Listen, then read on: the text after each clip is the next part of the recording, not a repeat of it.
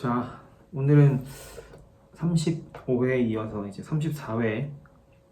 제가 생각했을 때 36회, 35회보다는 이 34회가 우리가 생각했을 때 실무에 가깝게 나온 게 아닌가.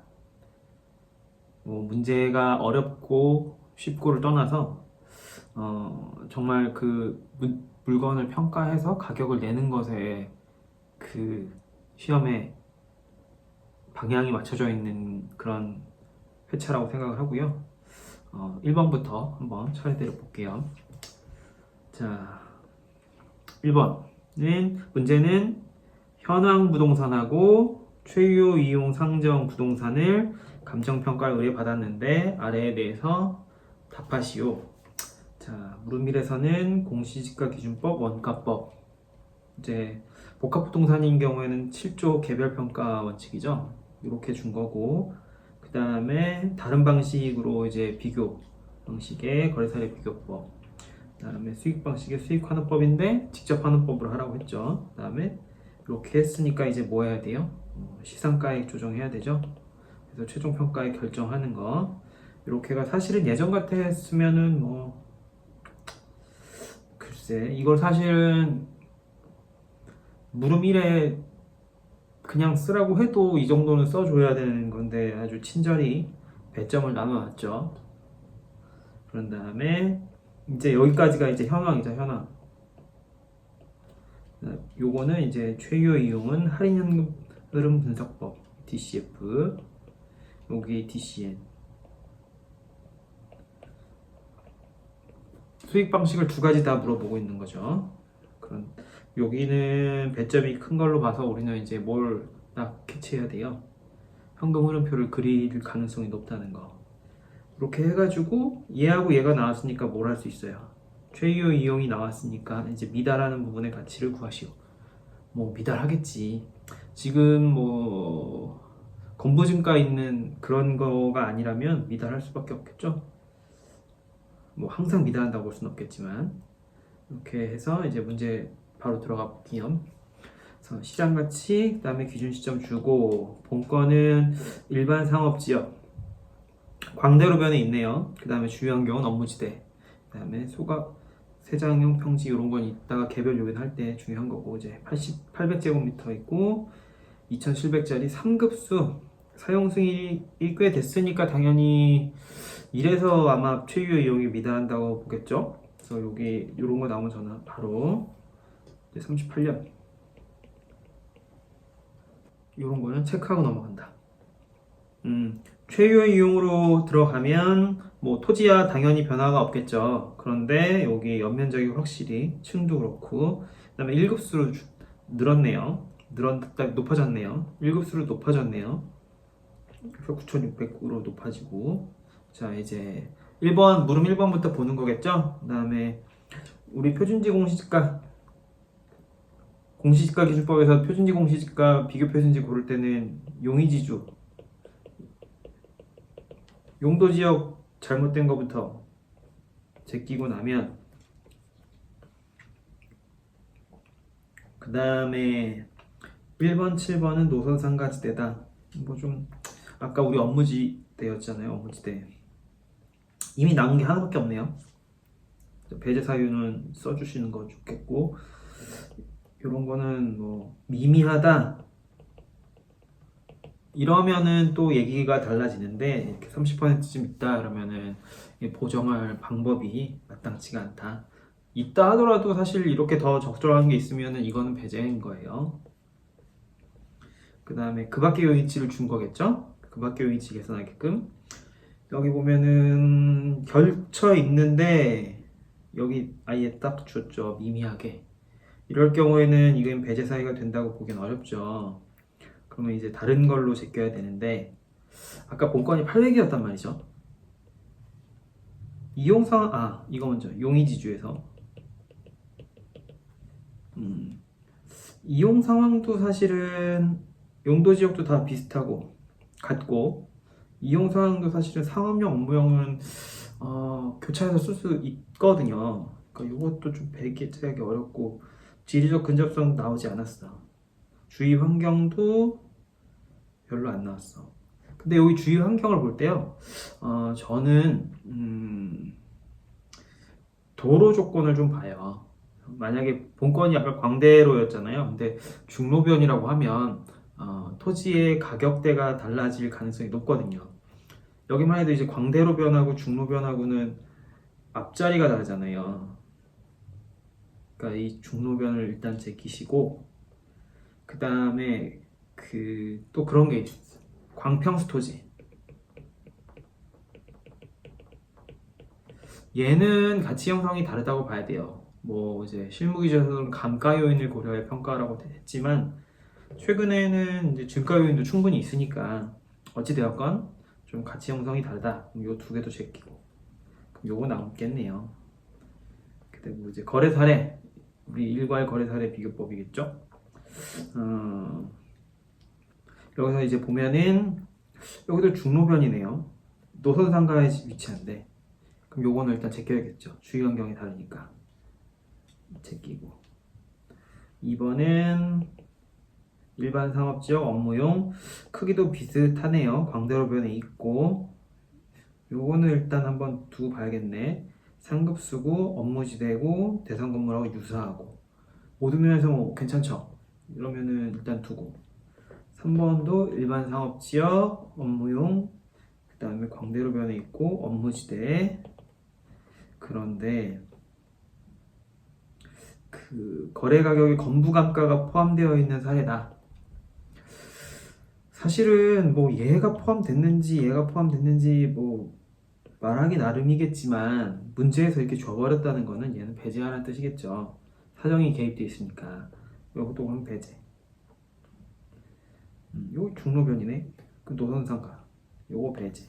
남는 거는 2번밖에 없다는 거 보고. 그 다음에 시점 수정은 알아서 잘 하실 수 있으시죠? 그 다음에 요거 자본 수익률, 지난 시간에 제가 했던 거, 투자 수익률은 소득 수익률, 자본 수익률. 이거는 이제 시점 수정이고, 요게 환원율이고, 요게 할인율이다. 이렇게 말씀드렸고, 여기서 자본 수익률 나왔네요. 그 다음에 건축비 지수는 변동이 없다고 가정한다. 같은 구에 속하면은 지역 요인 동일하고, 다른 구는 지역 요인 비교가 필요하대요. 다른 구가 있었나?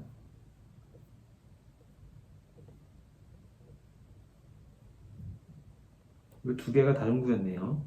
여기서 보면 유사지역이라고 되어 있었는데, 요거는 그래서 안 되는 거기도 하네. 자, 개별 요인 비교치는 이제 잘 하실 수 있으시죠? 뭐 그런 거는 이제 제가 특별히 해드릴 게 없어요.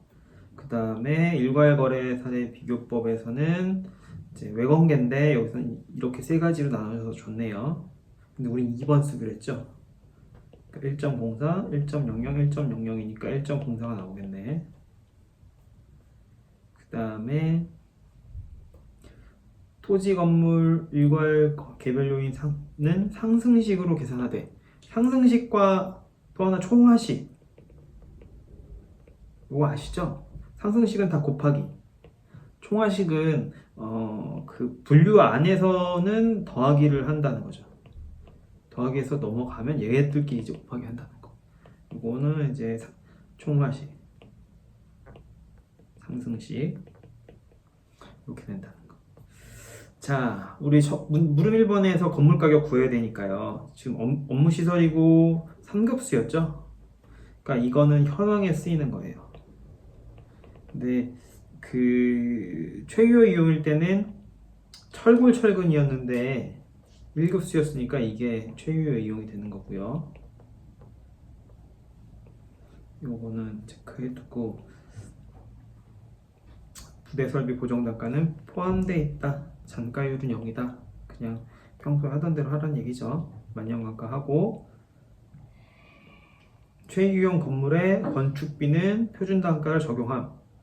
이걸 어디서 쓴다는 얘기죠. 그러니까 요거는 일단 쓴다는 거는 알아두시고, 자, 수익 환원법 하려면 임대료가 있어야 되죠. 그래서 이제 대상 부동산일 때는 이 중에 어떤 거냐? 여기서 보면은 하위 시장이 다른 경우 그 격차는 보정해야 된다. 그러면 보정을 할 수 있으면 하겠지만 만약에 하지 않아도 되는 사례가 있다면 할 수 있어도 안 쓰는 게 맞아요. 보정을 해야 될 만큼의 그 격차가 있는 사례를 굳이 보정하는 것보다 보정할 필요 없는 걸 쓰는 게 맞으니까. 그러니까 본건이 비북부면 뒤에 뭐 요인치가 어떻게 나왔는지 모르겠지만 남부는 일단 제낀다고 봐야 돼요. 그 다음에 기준 시점에 조사된 임대료고 연면적을 기준으로 한다. 요거 이제 전유면적인지 연면적인지 이런 것들도 잘 봐둬야 되죠. 그래서 비북부, 그 다음에 본건이 5층 지하 2층인데 요거는 17층까지 있잖아요. 아마 그 사용 승인도 최근이겠죠? 역시나. 그러면은 얘는 제낀다. 그러면 2번을 쓰는 게 맞겠죠. 보면 요거 지금 비슷하죠? 이게 뭐 보증금은 임대료하고 보증금은 조금 낮지만 본건이 네, 관리비가 비슷한다. 이게 뭐 좀 수입이 안 나와도 사실 그걸 관리하는데 드는 비용은 거의 비슷하니까 이것도 말이 되는 거고. 네, 이제 시장 임대료. 그리고 계약 임대료는 약간 지행성이 있을 수 있잖아요. 그 뭐 지금 시점에 딱 계약한 게 아니라면은 뭐 한 6개월 전에 했을 수도 있고 1년 전에 했을 수도 있고 그러니까는 좀 낮을 수도 있다. 그 다음에 그럼 이제 최유효 이용이 되었을 때는 어떻게 되느냐? 여기서 비북부는 똑같죠. 그러니까 비남부는 또 이제 제끼는 게 좋겠죠. 그리고 본건의 두 개 중에 연식도 얘가 좀 더 유사하고 연면적도 얘가 좀 더 유사하죠. 그러니까 5번을 선택하는 게 맞겠죠.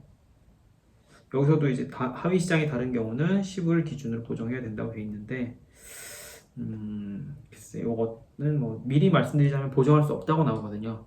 근데 다시 말씀드리지만 보정할 수 있어도 보정하지 않아도 되는 사례가 있으면 그 사례를 쓰는 게 맞다. 자, 수익환원법에 적용 관련 자료 이런 거를 이제 놓치면 안 돼. 여기는 이제 되게 많은 변수들이 나오기 때문에 하나하나를 되게 꼼꼼히 봐줘야 된다. 그 다음에 여기 보면 하위 시장 격차는 보정하는 자료는 조사가 불가능하다. 그러니까 비남부 쓰지 말라는 얘기죠. 렌트 프리는 없다. 렌트 프리는 요거 저는 스터디 때 처음 봤는데 뭐 만약에 렌트 프리가 2개월이다. 그러면은 이제 1년 중에 2개월만큼은 그 임대료를 받지 않는 거죠. 근데 이런 거는 이제 그럴 때 보통은 또 관리비 내거든요. 그러니까 그런 거는 알아두시면 좋다. 이거 시험에도 한번 나온 적 있어요. 32회였던가 나왔던 기억이 있습니다. 그 다음에 임대 사례는 개별 요인이 동일하다. 그냥 쓰면 된다는 얘기죠. 보정할 거 없이. 그 다음에 물음 3번, 물음 5번에 수익환원법 그 자료들을 다 줬죠. 물음 3번은 직접 환원법이니까는 환원율이 바로 주어지는 거고, 그 다음에 PGI 구할 때 보증금 운용이율 3%, 그 다음에 공실이 5%, 그리고 보증금 연간 임대료 상승률 2%, 할인율이 5%, 이런 걸 잘 체크해 두셔야 되고, 할인율은 이제 DCF에서 이 두 개는 쓰게 되겠죠. 이렇게 있는데 얘네가 2%씩 상승하고 얘를 땡길 때는 5%로 땡겨야 된다는 얘기죠. 그리고 복귀가액 맨 마지막에 오기 뒤에 이제 복귀가액이 나오잖아요. 얘는 이제 내부추계법. 내부추계법은 뭐예요? 그 6기의 NOI를 가지고 그 최종 환원율로 나눠서 구하라는 얘기죠. 그 외부 추계법을 쓰는 방법이 있고 내부 추계법을 쓰는 방법이 있을 거잖아요. 그 실무기준에서는 내부 추계법이 원칙이거든요. 그럴 수밖에 없어요. 왜냐하면 수익환원법이라는 거는 그 자기의 수익을 통해서 이 대상 부동산의 가치를 찾는 건데 DCF의 특징은 그 한 5기쯤 보통 추정을 하는데 요때 이 현금 흐름보다 이 기말 복귀 가치가 엄청 크거든요. 얘가 사실은 그 가치를 결정한단 말이죠. 근데 이걸 외부 추계를 해버리면은 이게 과연 수익 환원법인가 조금 애매할 수가 있어요. 그렇기 때문에 내부 추계법을 원칙으로 한다. 요거는 뭐 한번 제가 무슨 말 하는지 모르시겠다 그러면 한번 고민 한번 해보시고, 그 다음에 그러면 이제 최종 환원율이 주어져야 되잖아요. 최종 환원율은 여기서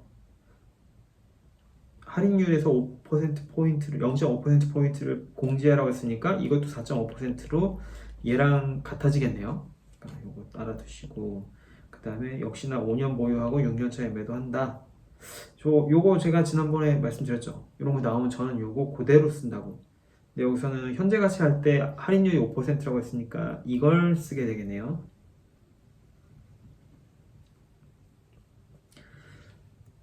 선정사유를 반드시 기재해라. 상승식으로 해라. 둘째 자리까지 표기하라고 그랬네요. 나 답안지 셋째 자리가 있었는데 어쨌든 둘째까지 하고, 그 다음에 급박교유는 표준제 기준, 이건 뭐 당연한 거고, 그 다음에 절사여 억원 단위 이런 거 중요하다 그랬죠. 이렇게 시킨 대로 하는 게 제일 중요해. 그 다음에 여기 보면 아까 우리가 그 일괄거래사례 비교법을 할 때요 4개 중에 하나를 골랐잖아요. 그 중에 이제 3번이 건부감가가 있다고 했는데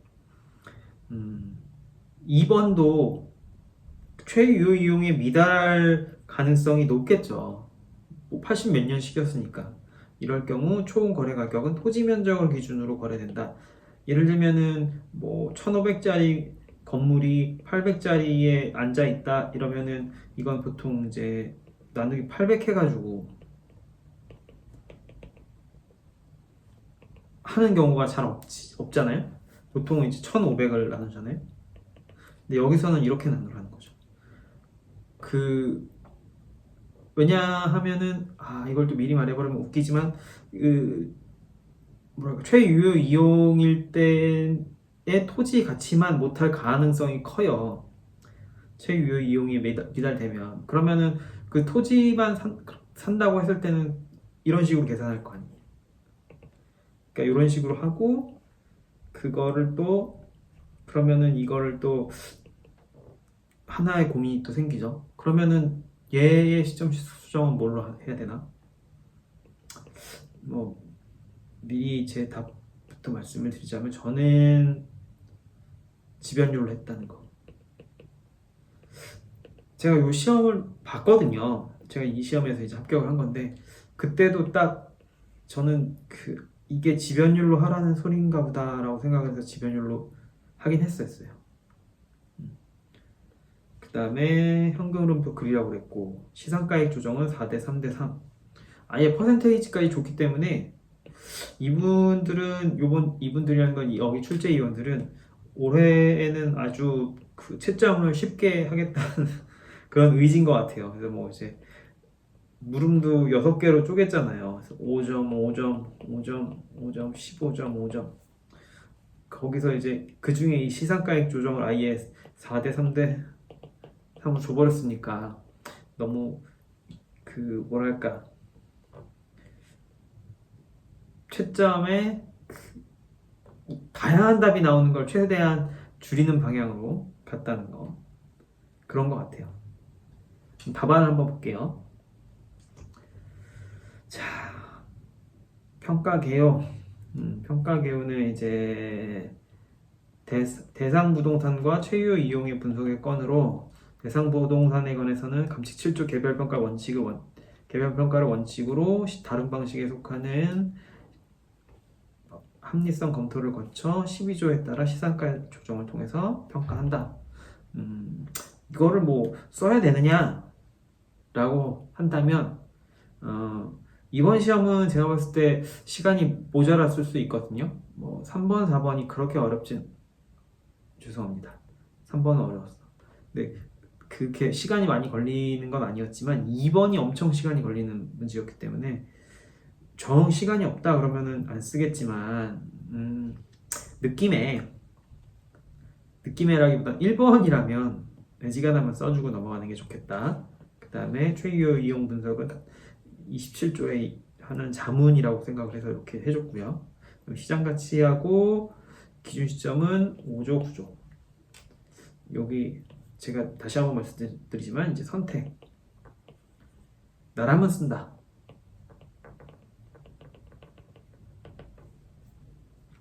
자, 물음 1번 한번 가볼게요. 공시지가 기준법 14조죠, 원칙이. 비교 표준지는 아까 얘기했듯이 뭐 이제 정하고 나머지 것들은 이제 배제 사유 써주고요. 시점 수정은 시군구. 이것도 예전에는 저는 스터디하고 막 이럴 때 아니면 시험 볼 때도 감칙 14조 써줬는데 용도 지역별 지가 변동을 쓴다고. 네, 쪽 빠져가지고 이제 안 씁니다. 지역 요인 대등하다고 했고요. 개별 요인 뭐 잘 쓰시고 이거 0.97로 했어야 되네. 그럼 아까 그 제가 사실 정확히 못 봤었는데 그 다음에 그 업무용 광대로 변 이렇게 쓰시고 뭐 특별할 게 없어요.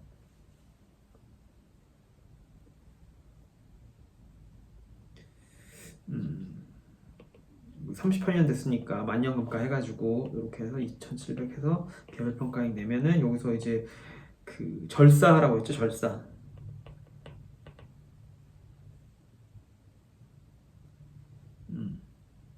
근데 이게 지가 생각을 하고도 이제 이런 게 사실 좀 그런데 우리는 뭐에 되게 익숙해요? 반올림에 익숙하죠. 나도 모르게 반올림하는 경우가 많아요. 그런 거 이제 잘 한번 실수하지 않도록 항상 체크하시고 그다음에 요거 아까 2번 쓰라고 했고 그 아까 토지 단위로다가 거래된다고 했으니까 이걸 840으로 나눈 거예요. 그래서 8,500만 원이 또 마침 또 딱 떨어져. 이런 걸 봤을 때 이제 아구가 맞는구나. 저는 뭐 그렇게 생각을 합니다.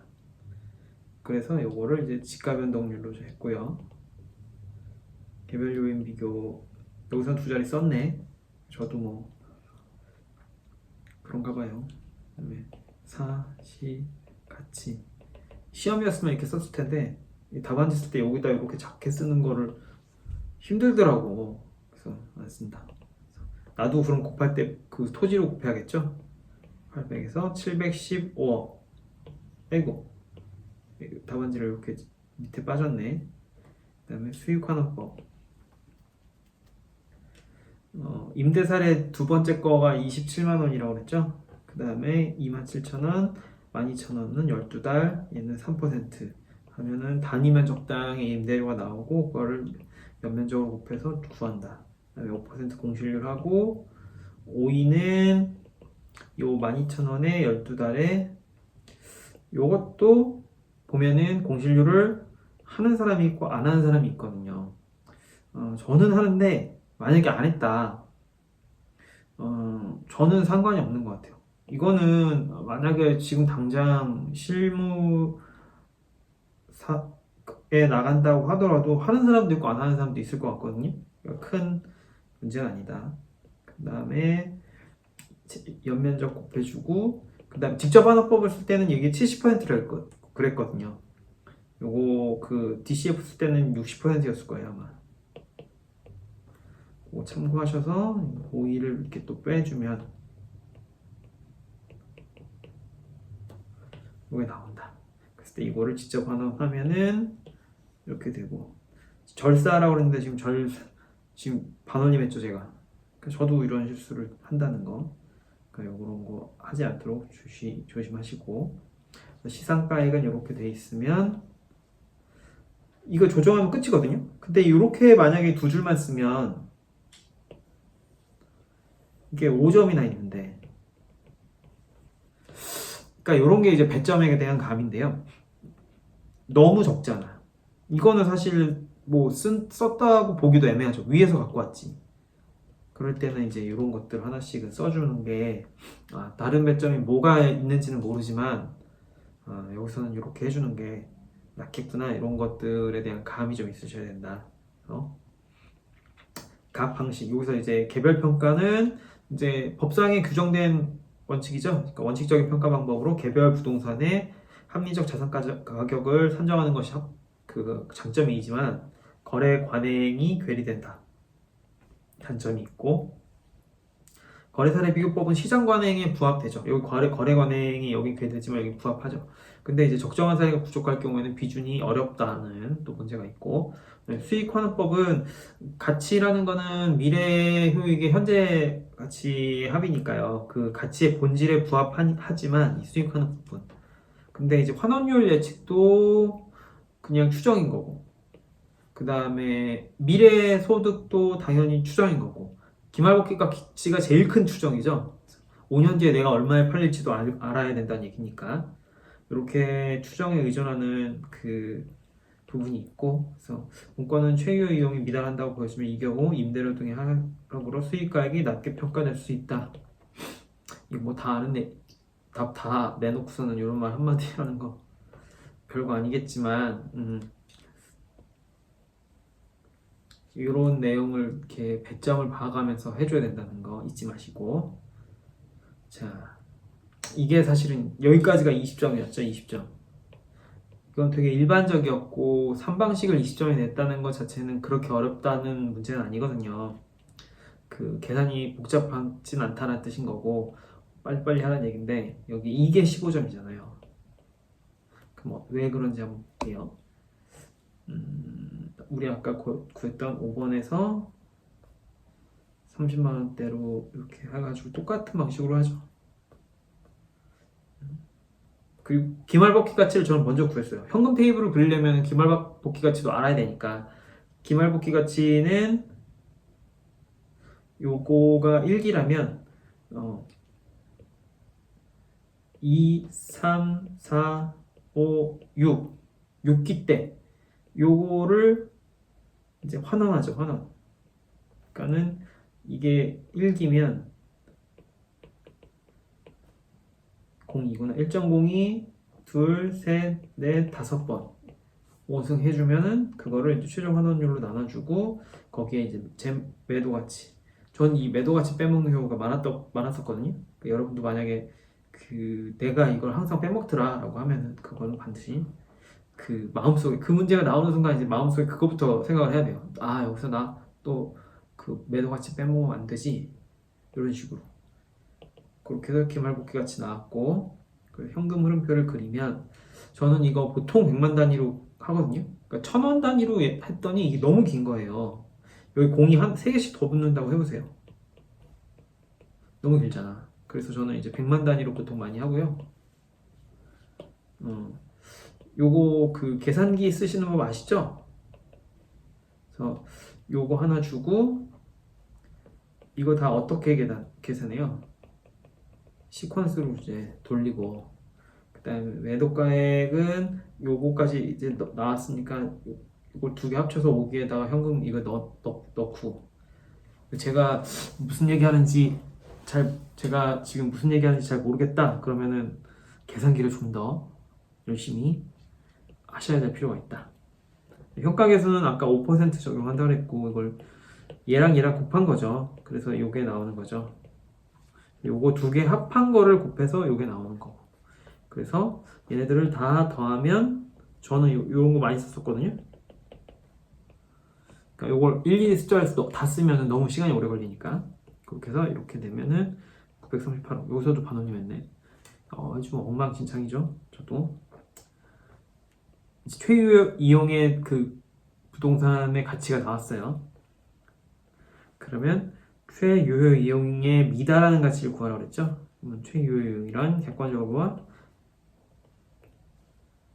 통상의 이용 능력을 가진 사람이 대상 부동산을 합리적이고 합법적이고 최고이자 최선의 방법으로 이용하는 것을 말한다 그 본건은 이제 계량물 소재는 계량물화의 최유효 이용 요거 이론에 보면요 그런 거 나오잖아요 최유효 이용 분석 최유효 이용 분석할 때 이제 나지 상정 그 다음에 계량물화 여기서 나지상정일 때는 뭐 이제 상업령 있고 이제 뭐 비상업령 있는 거고, 계량물 하에서는 이제 철거후 중축, 철거후 신축, 증축 있고 그대로 여기서 요거가 되는 거죠. 철거후 신축. 근데 우리는 그러면은 이거는 신축까지 했을 때 이거잖아요. 그쵸? 신축까지 했을 때 이건데, 그러면은 신축을 할 때 신축비는 들 거 아니에요. 건물비. 그러니까 그거를 빼주면 현재 이제 최유 이용의 가치가 나오는 거죠. 근데 사실 여기에 그게 있어요. 철거비는 고려하지 않는다는 말이 있는 거고, 철거비도 든다면 여기서 철거비도 빼줘야 되는 거예요. 철거비. 근데 여기서 철거비는 안 나왔다. 그래서 이렇게 나온 거가 최유 이용. 근데 현황은 아까 594원 나왔으니까 이걸 빼주면은 이렇게 된다. 강사님 답을 저도 사실은 봤죠. 뭐 솔직히 내가 뭐 시장이어서 다 알고 이런 거 아니니까. 그러면은 어떤 분은 여기서 이제 건물 가치를 빼주는 분이 있고, 요걸 그대로 요것만 하는 분이 있거든요. 근데 제가 개인적으로 생각했을 때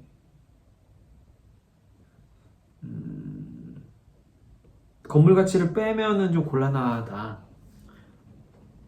만약에 건물 가치를 뺀다면은 건물이 없다 손 치겠다는 건데, 그렇게 되면은 오히려 그거는 최유효용이 돼버리니까 건물 가치까지 저는 포함하는 게 맞지 않나, 이렇게 생각하고, 여기서는 이제 당연히 빼야 되고요. 요거는 이제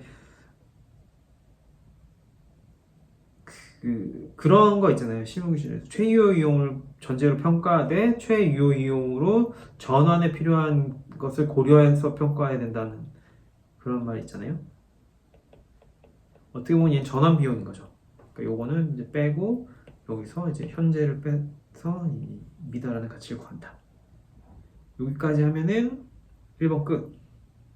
이게 평이하긴 한데요. 여기까지는 평이에요. 근데 그 자잘하게 요구하는 것들도 많았고, 그 다음에 뭐 문제 자체가 많다 보니까 시간이 아마 모자랄 가능성이 크고, 저 같은 경우는 이거 한 48분? 이 정도 걸렸던 것 같아요. 시험날. 그 자리 당일에서. 근데 요거를 제대로 못했지. 요거에 대한 그 개념이 좀 있으시면 좋겠다. 그리고 여기서도 어떻게 보면은 그 계산만 딱 하자고 하면은 요만큼에서 요만큼도 이걸 내가 목차를 넣은 거지 위에 다 나오잖아요. 그러니까는 사실 그뭐띡 빼면 끝이잖아요. 그러니까 근데 이게 5점이니까 아까도 말했듯이 이런 것들을 하나씩 넣어주면 좋다. 그래서 그 철거 중축 건물의 가치에서 최유 이용으로 전환 비용을 고려한 가치를 최유 이용 산정 가치로 보고, 이게 위에서 말한 요거를 이렇게 보고 요건 전환 비용이 요건 거죠. 그래서 그거를 최유 이용 상정 부동산 가치 현황의 최유 이용으로 보고 그거의 현황과의 차이를 미달 가치로 판단하겠다. 요 말을 써준 거죠. 1번은 이렇게 하면 됩니다.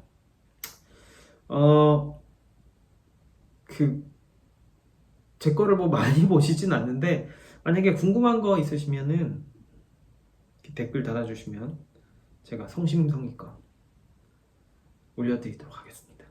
자, 바로 2번 보도록 끝내고 다음에 2번에서 보도록 하겠습니다.